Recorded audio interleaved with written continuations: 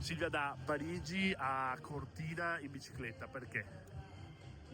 Per aderire a Mi illumino di meno, che è la giornata nazionale del risparmio energetico e degli stili di vita sostenibili, ideata da Caterpillar, Rai Radio 2, e quindi unire simbolicamente l'ultima sede delle Olimpiadi estive a Milano e a Cortina e indagare un po' in merito alla sostenibilità di queste Olimpiadi. Ecco, com'è andato questo viaggio?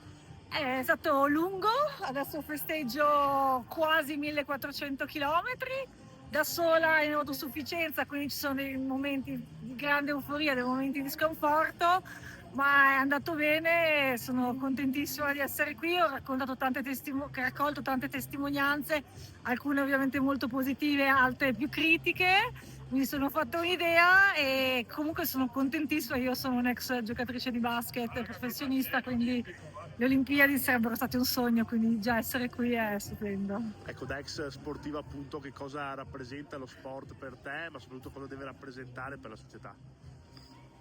Lo sport è stato per tantissimi anni la mia vita, come cestista, e le Olimpiadi sarebbero state un grandissimo sogno. In generale lo sport chiaramente veicola una serie di valori molto positivi, nel mio caso uno sport di squadra, quindi l'aiutarsi, il gruppo, la solidarietà.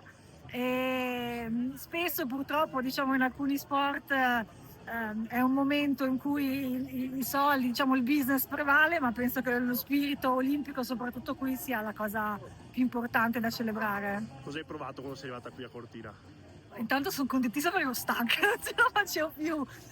Poi è una grande emozione, comunque è stato un viaggio lungo, sono da sola e avercela fatta, già questo è un super traguardo, arrivare insomma nella città olimpica ancora di più.